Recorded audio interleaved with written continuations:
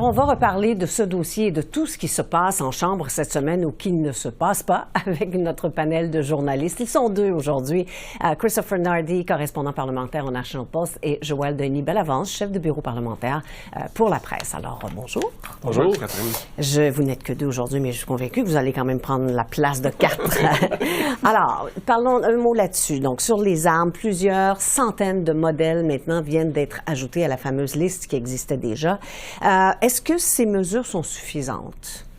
Le temps de nous le dire, sauf que dans le passé, le gouvernement libéral a introduit de nouvelles mesures qui touchent le contrôle des armes à feu, mais ça n'a jamais satisfait à la fois ceux qui réclament un resserrement plus élevé, comme Polly se souvient.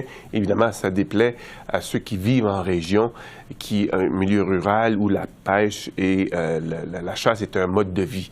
Donc, c'est un peu le dilemme éternel du Canada. Comment satisfaire le milieu urbain où les crimes sont menés par le crime organisé qui obtiennent leurs armes souvent de façon illégale en traversant la frontière des États-Unis et faire le compromis avec le milieu rural où chasser est un mode de vie. Plus qu'un loisir. Oui, plus qu'un loisir. Ça fait partie de leur culture. Donc, il est là encore le dilemme et je pense que ça va être un éternel dilemme pour le Canada. Christopher, est-ce que c'est la quadrature du cercle? Bien, possiblement, mais j'ai l'impression que pour les libéraux, les armes à feu a toujours été une stratégie aussi pour essayer de coincer les conservateurs. Donc, on voit souvent cet enjeu-là revenir lorsque les libéraux veulent essayer de prendre les conservateurs dans un coin.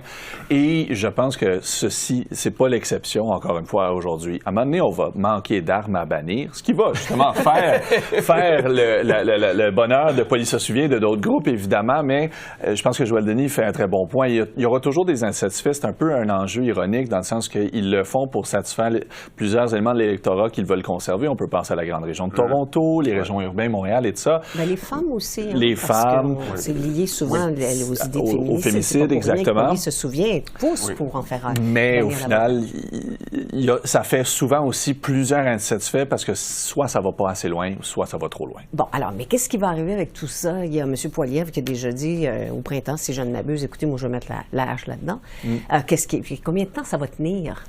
Bien, ça ne m'étonnerait pas que ce soit une des premières, pas peut-être une des premières, là, mais ça va être très tôt, je pense, dans le mandat de M. Poilievre. Il haït ces projets de loi-là, son caucus les haït. Ça a été très, très clair.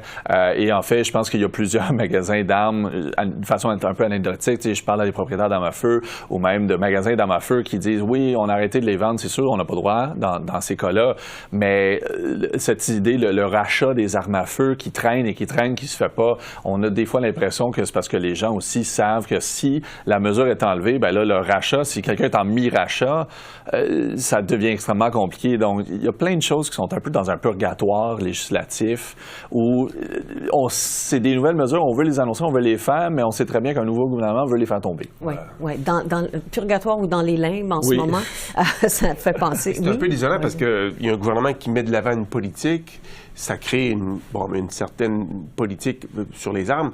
Mais après une élection, ces politiques tombent souvent à l'eau, sont abolies. Ça fait en sorte qu'il y a de l'incertitude pour le commun des mortels. Et c'est avec ça qu'on doit vivre maintenant, l'incertitude quant à des mesures comme ça. Et dans d'autres domaines, on a juste à penser à la taxe sur le carbone, c'est un autre exemple. Le prochain gouvernement va mettre la hache là-dedans. Donc, ça crée une forme d'incertitude pour ceux qui sont affectés par ces politiques. Ils ne savent plus sur quel pied danser. Donc ça, c'est un peu déplorable à cet égard-là. Est-ce qu'on peut passer notre temps tout le temps à faire et à défaire? Ben voilà. Hein? Bon. Alors, parlant d'incertitude, est-ce que le gouvernement devrait présenter son énoncé économique le plus vite possible? Les conservateurs l'ont exigé hier et ont dit, écoutez, il faut que ça soit lundi. Christopher, Joël Denis. J'ai posé la question aujourd'hui à des proches collaborateurs du premier ministre et ce qu'on me dit, c'est que c'est pas prévu la semaine prochaine. Donc, ça, c'est une nouveauté parce que moi, je m'attendais à ce que ce soit la semaine prochaine. Il semble y avoir un peu de désorganisation liée à cette mesure, ce qui est devenu une tradition, l'énoncé économique et financière, mais je pense que c'est aussi le résultat. On attendait qui allait gagner les élections américaines. Et maintenant, est-ce qu'on pourrait carrément abandonner l'idée que ce soit une grande formule, un énoncé économique en bonne et due forme comme on le conçoit?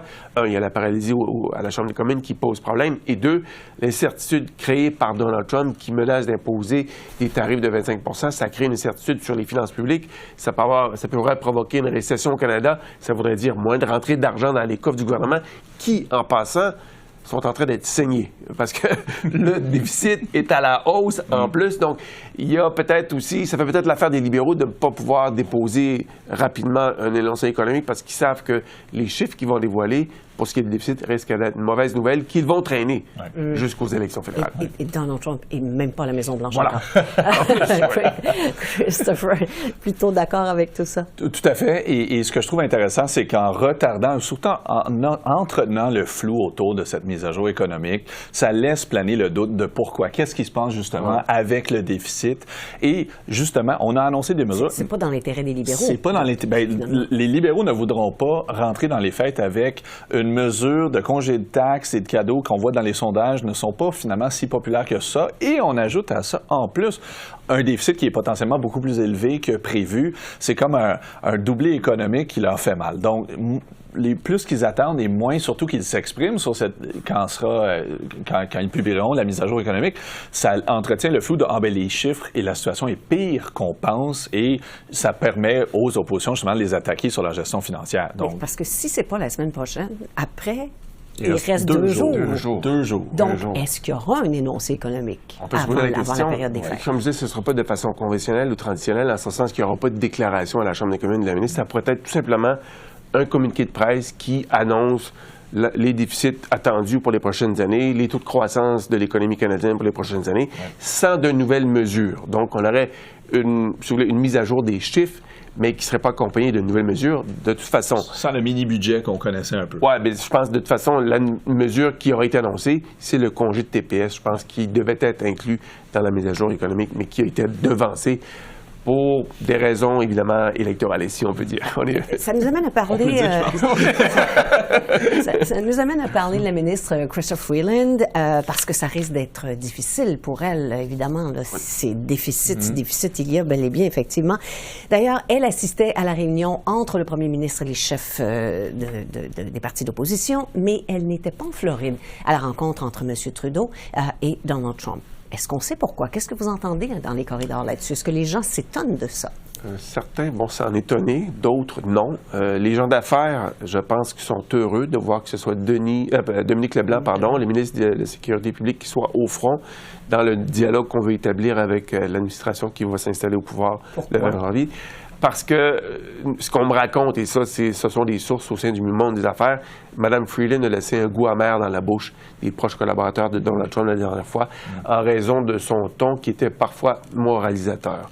Et donc, ça passe très mal à Washington, et on souhaiterait que ce soit quelqu'un d'autre qui ait le mandat de discuter libre-échange, commerce, avec frontières avec les États-Unis.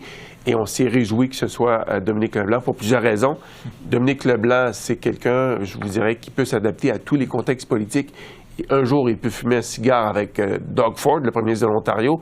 Le lendemain, il peut prendre un scotch avec quelqu'un du Bloc québécois.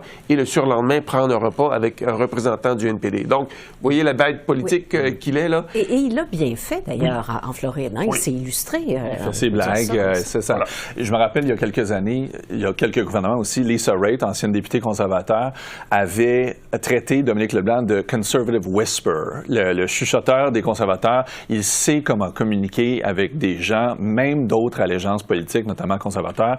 Et donc, ça ne m'étonne pas qu'on l'ait envoyé, en plus du doublé de son mandat de sécurité publique, frontières, drogue, sécurité, c'est lui qui gère ça, il pouvait en parler. En fait, moi, il y a une partie de moi qui s'est aussi étonnée de l'absence de Mélanie Joly, notre ministre des Affaires étrangères. C'est sûr que la table, il y avait quoi, 8-10 piastres? On ne peut pas mettre tout le monde.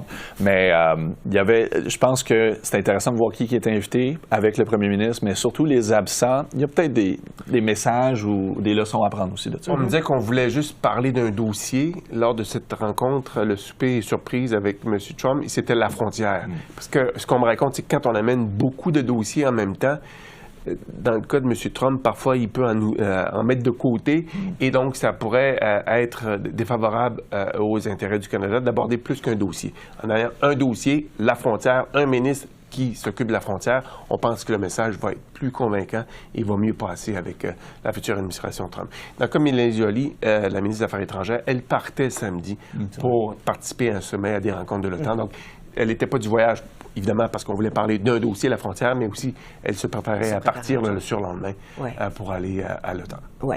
Donald Trump qui a un peu multiplié les allusions étranges, notamment sur le Canada, qui pourrait devenir le 51e État des États-Unis. Évidemment, ça, c'est pas quelque chose qu'on envisage, mais comment réagir à des phrases lancées comme ça? Et le lendemain, la photo sur son réseau Truth Social. Je pense que c'était une façon de nous narguer, nous dire qu'il aime bien, qu'il est blagueur. Moi, je l'ai vu comme une blague. Je pense pas qu'il y ait beaucoup de gens, en tout cas peut-être les plus frileux, l'ont vu comme étant sérieux, mais moi, je l'ai pas pris au sérieux. Et d'ailleurs, j'ai aimé que le premier ministre de l'Ontario, Doug Ford, aille sur Fox News et dise publiquement que M. Trump est un bon farceur, un bon blagueur. Donc, il le dit, il a passé le message, et ça, je trouve ça intéressant de la part de M. Ford, parce on constate qu'il joue de plus en plus un rôle important dans la dynamique Canada-États-Unis.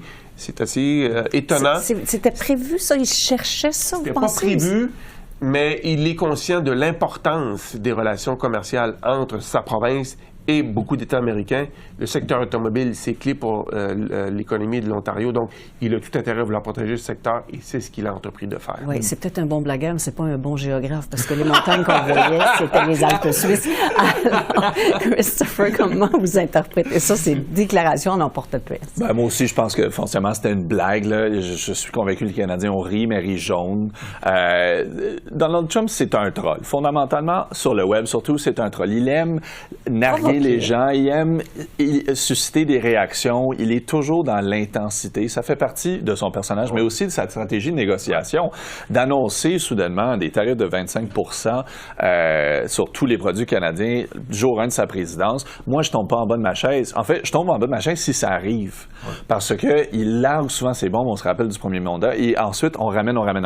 Donc, des commentaires comme ça, je suis convaincu que c'est drôle. En fait, moi, j'ai l'impression que le côté de Trump a voulu publier cette blague-là, un peu en réponse à Trudeau qui dit « Ah, elle a super bien été, belle rencontre, nanana ». Donald Trump veut toujours gagner. Il veut toujours avoir le dernier mot.